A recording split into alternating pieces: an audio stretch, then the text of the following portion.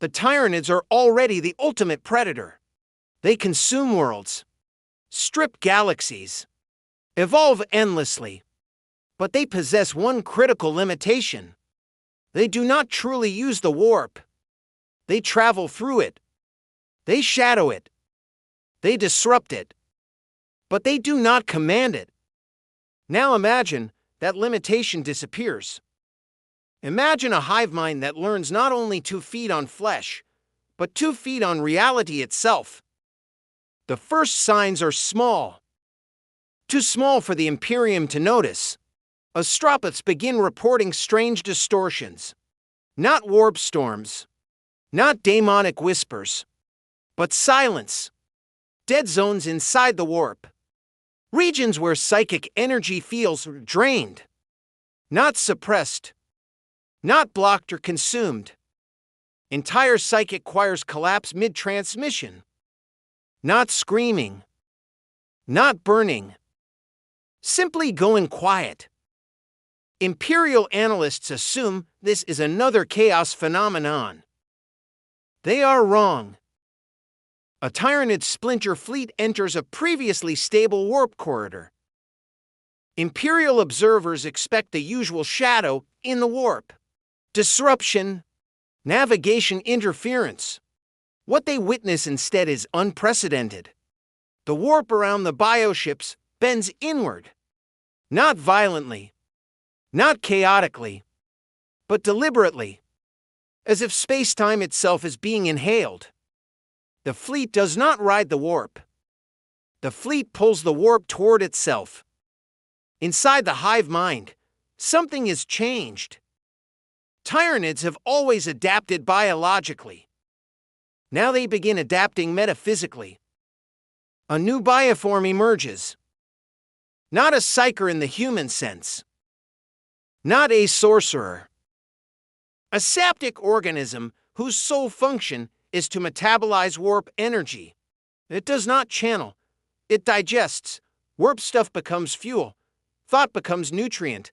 Emotion becomes biomass. For the first time in galactic history, the species begins eating the Immaterium. Chaos notices almost immediately. Demons sent into Tyranid-infested regions fail to return.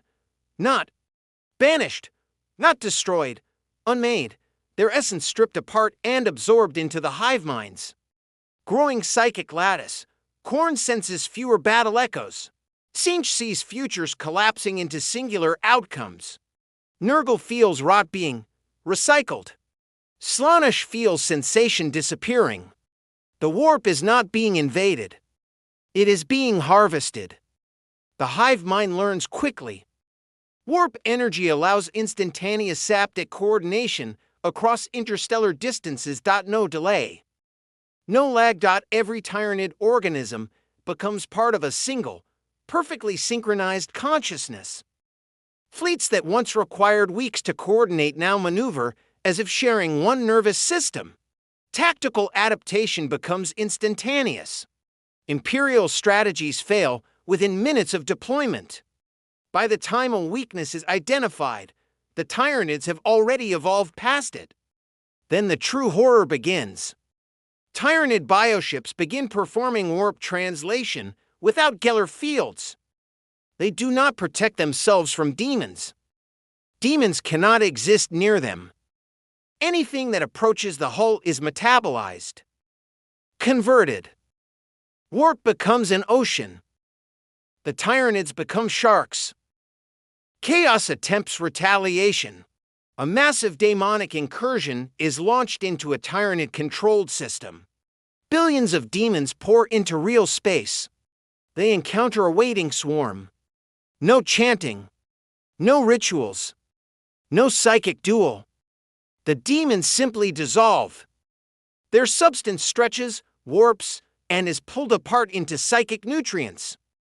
Within hours, the entire incursion ceases to exist. Chaos loses an entire invasion force. Not in battle. In digestion. The Chaos Gods panic. Not openly. Not emotionally. But strategically. For the first time since their creation, they face extinction as a concept, because chaos requires emotion, requires souls, requires psychic resonance. The Tyranids do not generate emotion. They do not worship. They do not despair. They do not fear. They consume, which means every soul they eat is permanently removed from chaos economy. Every demon they absorb is one less building block of a god. Tzeentch attempts manipulation, sends prophetic visions into the hive mind. They vanish. The hive mind does not interpret symbolism. It does not dream. It does not desire outcomes.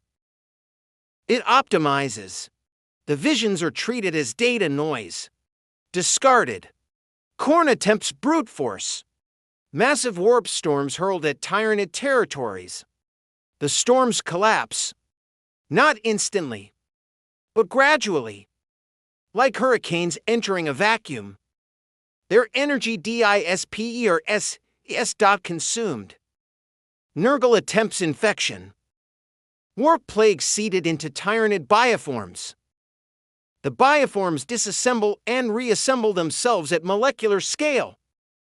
The plagues are analyzed, repurposed, converted into new defensive adaptations. Slaanesh attempts temptation. Sensory overload. Ecstatic psychic feedback. The hive mind does not possess individual pleasure centers. There is nothing to tempt, only hunger. The Immaterium finally understands. They intercept data showing Tyranids using warp-based movement independent of chaos influence. A theoretical impossibility. Now confirmed, the High Lords declare Omega-level existential threat. Exterminatus becomes standard protocol, not as containment, but as delay, because they know they cannot stop this. They can only buy time.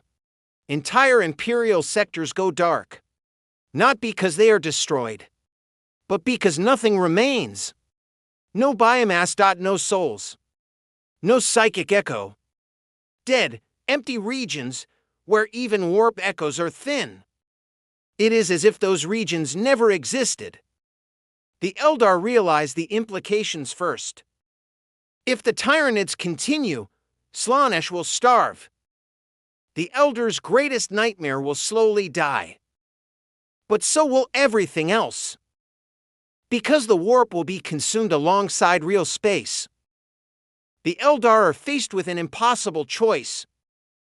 Allow chaos to exist, or allow Tyranids to erase the Immaterium entirely.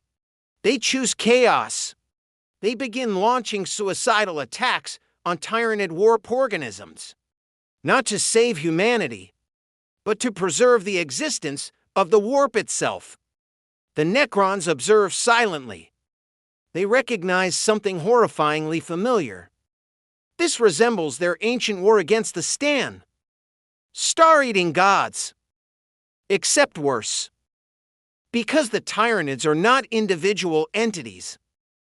They are an infinite, distributed god. The Silent King concludes, if this continues, material reality and the warp will collapse into a single, devoured state. No gods. No souls. No afterlife. No psychic dimension. Only consumption. The Tyranids begin targeting warp rifts. Not accidentally. Deliberately. They park hive fleets around permanent warp scars. Eye of Terror. Maelstrom. Great Rift.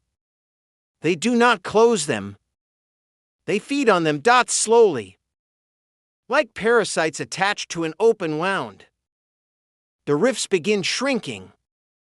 Chaos territory contracts. Demon worlds destabilize. Some vanish entirely. Chaos does the unthinkable. They retreat. Not reposition. Not regroup. They pull away from Tyranid borders. They abandon entire regions of the warp. They stop contesting certain real space zones. Because engaging Tyranids now costs more energy than it gains. The gods of chaos begin avoiding prey. Humanity misinterprets this. Some in the Imperium proclaim the Emperor's will is pushing chaos back. Others sense the truth. Something worse than chaos is rising. Something that does not hate humanity, because hatred implies interest. The Tyranids do not care. They are not humanity's enemy. Humanity is simply biomass. The hive mind evolves again. It begins producing warp-spawn bioforms, not demons. Organic organisms constructed from psychoreactive matter. Creatures that exist partially in real space, partially in the warp. They can phase through armor. Ignore conventional physics. They do not possess personalities. They do not rebel. They do not scheme. They are extensions of hunger. At this stage, the Tyranids are no longer just an alien species. They are becoming a fundamental force. Like gravity, like entropy, like consumption itself, a universal constant.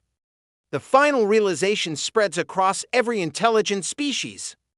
Chaos represents suffering. Tyranids represent absence. Chaos is hell. Tyranids are oblivion. And oblivion is worse. Because hell still contains existence. Oblivion contains nothing. In this future, the galaxy does not burn forever. It is quietly eaten.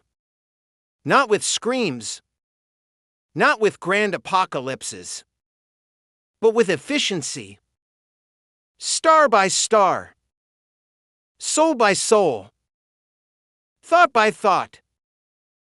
Even chaos will eventually starve. Not defeated. Not slain.